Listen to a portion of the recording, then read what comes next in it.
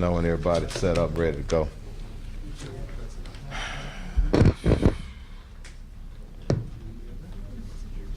Good. Beautiful.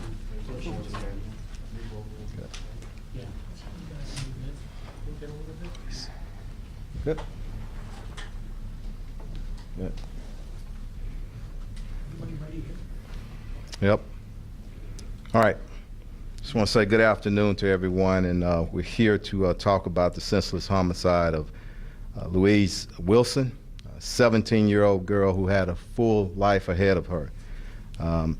She was fatally shot this past Sunday while driving on I-45, the Pierce elevated section of the Gulf Freeway. I'm joined here today with the Wilson family, including parents, Dad Daniel and Mother Krista, who drove down from their homes from Whitney, Texas, to be here today. Also here is Commander Hassick, our homicide commander, and the team of detectives.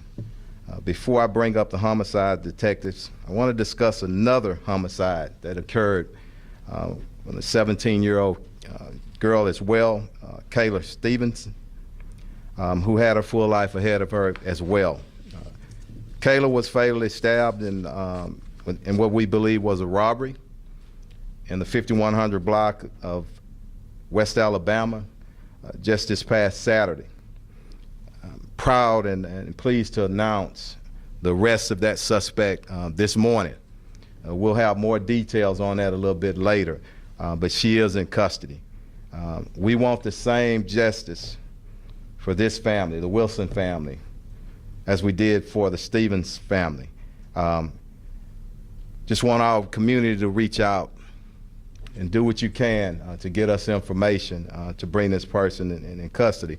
The father, Daniel, will step up to say a few words following our investigator, Detective Caleb Bowling. But before I do that, I just want to pause, and we've been here before, and it's sad. We're in a large city with some homicides, and we got a lot of work to do, but I'm very proud of the great work that our homicide investigators do every day. The clearance rate, the percentage, is probably better than any major city, and we're going to keep going there, but every family is important to us. Every block in this city is important to us, and anybody coming through visiting is important to us. And we're going to stand strong as a community. But I want to just briefly, and I know Dad's going to speak, but I want to say something as a chief. And I shared with this family. I spoke to them a few days after the incident. But I also looked at the interview last night on the news, and the strength, the spirit of parents during a tragedy is just amazing. And I want to applaud them for that. And then in the conversation, to know that she wanted to be a police officer. She wanted to be a canine handler. That's who she was. And we're going to make sure that we do everything we can to bring some justice to this suspect, our suspects, and get them in custody. But I'm going to bring up the investigator now, and then we'll hear from her dad and Hector Garcia. Commander Hector Garcia will translate in Spanish for us, okay? Investigator, come on up. Detective, can you give your name, title, and spelling, please? My name is Caleb Bowling. All right. Name is Caleb Bowling, C-A-L-A-B, Bowling, B-O-W-L-I-N-G. I'm a detective with the Houston Police Department here, Homicide Division. I'm going to start with patrol units. With our downtown division responded to a shooting that took place on the Pierce elevated of section of 45 southbound lanes just after 1 a.m. on Sunday morning. Upon arrival, officers located a vehicle that had pulled onto the right small shoulder area. They found a female who had been shot multiple times, along with a male who had been shot once in a non-life-threatening area, and a second uninjured male.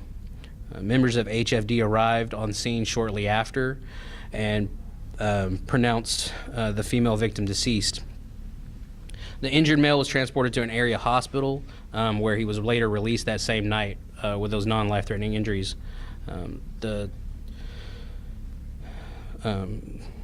Patrol units were able to close the freeway and clear the remaining vehicles off the elevated section to facilitate the investigation.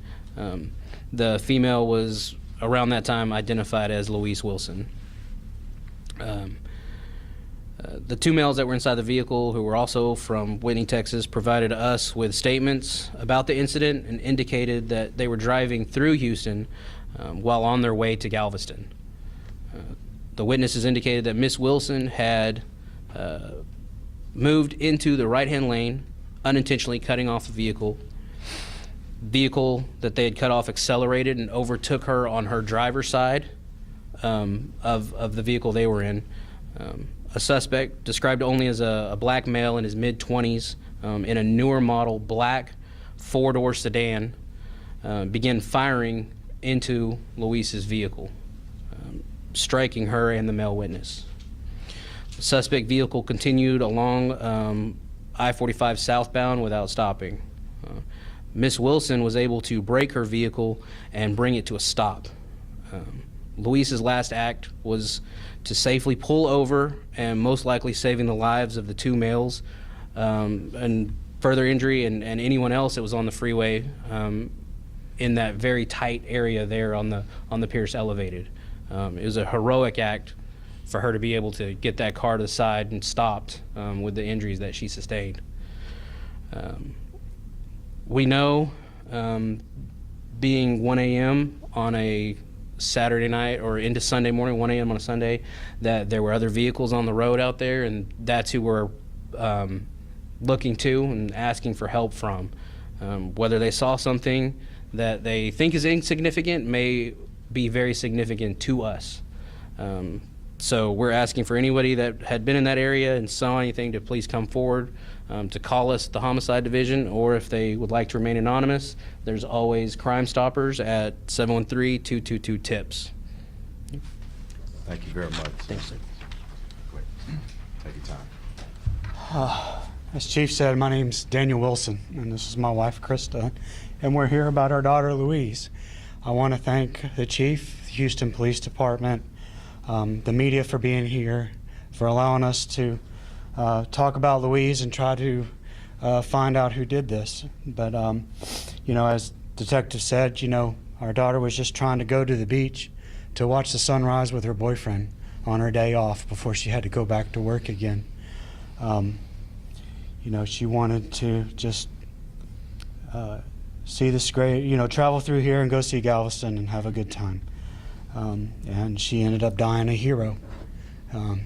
She was shot through her heart, and she was still able to safely pull over the car and save the people in her car and other people that were driving. And she wanted to help people, and she helped them. And we'll always remember that of her. We know that the person who did this might see this, or if there are other people around, there is a reward. So think about that. And the people at her work are raising funds to add to that. So just know, if you have somebody who said something, you can. There's a reason to come forward to just give a face to what had happened here. Louise was a beautiful young woman. Everybody that we've come in contact with, we may not have known them, but they knew her. From the funeral directors that we've had to talk to the grave digger at the cemetery, we've had to find a place to put her daughter. And they know her. They knew her smile, and they talk about what a beautiful young girl she was. And so just think about that, of what you took from this world and what she could have done. Lay that on your conscience, whoever did this, and just know she took an angel and you gave an angel, but you took such a beautiful girl. Took our baby girl. Thank you so much for everybody giving us a minute of your time, and just know and thank you. Well said. Well said. Commander, go ahead, sir. Thank you, Chief. Buenas tardes. Estamos aquí para hablar sobre el homicidio sin sentido de Louise Wilson, una joven de 17 años de edad que tenía toda su vida por delante, cuando recibió un disparo mortal el domingo pasado mientras conducía por la sección elevada del 45 Sur, también conocida como el Pierce Elevated, de la autopista del 45 Sur. Hoy nos acompaña la familia Wilson, que condujo desde su casa en Whitney, Texas, para estar aquí con nosotros.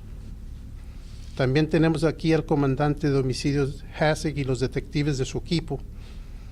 Pero antes de continuar con este caso, a nombre del jefe, queremos reconocer que hubo otra joven de 17 años de edad que también fue asesinada este fin de semana. Su nombre era Kayla Stevenson. Ella fue apuñalada en la calle, en la cuadra 5100 de la calle West Alabama. Y hoy el jefe está muy orgulloso de compartir con el público de que la persona responsable por ese homicidio ha sido arrestada y se le han levantado cargos de asesinato con la pena máxima. Queremos la misma justicia para este caso. Queremos la misma justicia para Louise Wilson. Acaban de escuchar al detective de homicidios que nos dijo que esta joven iba conduciendo con dos otras personas en su vehículo. Eran aproximadamente la 1 de la mañana del domingo y iban a Galveston a ver el amanecer, a ver salir el sol. Desgraciadamente hubo una ocasión donde la joven tuvo que desviarse de su carril, moverse al otro carril, y eso hizo que se enfadara. Otro conductor que estaba atrás se le alineó y le disparó al carro, hiriendo mortalmente a la joven, y también otra persona dentro del carro fue lastimada por la bala. Lo que es un milagro es de que la joven Louise tuvo la certeza, tuvo la capacidad de mover su vehículo al lado y estacionarlo en un lugar seguro para que no hubiera más percances. Su último acto fue en realidad salvar la vida de sus otros compañeros dentro del carro. Lo que sabemos es de que era un vehículo de 4 puertas, el de los sospechosos. Si alguien sabe algo sobre esto, por favor, háblenle al Departamento de Policía, a la División de Homicidios. Y si quieren permanecer anónimos, háblenle a Crime Stoppers al 713-222-TIPS, 713-222-TIPS. Cualquier información va a ser de utilidad para nosotros. Les pedimos su ayuda para darle justicia a esta familia que ha venido a pedir la ayuda de todo el público de Houston. Muchas gracias. Before we open up for questions to the parents, family members, and our investigators, I want to say this final plea to our public, our great citizens in this great city. Criminals, and I say it time and time again, they talk, and somebody's out here talking. So if you heard something or you saw something, get it over to our homicide division or either Crime Stoppers. Give this family some sense of closure in this very difficult time, but we're just asking that you do that. Questions?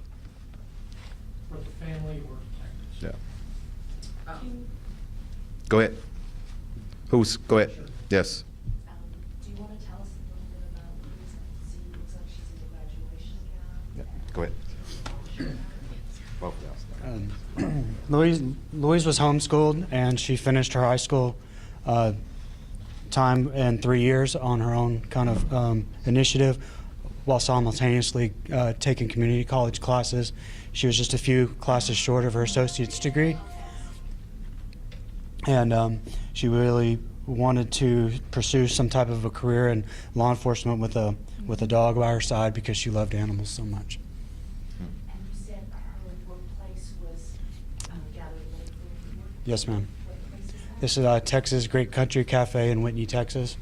It's a small town little diner where she waitressed at, and got to meet a lot of people there in town.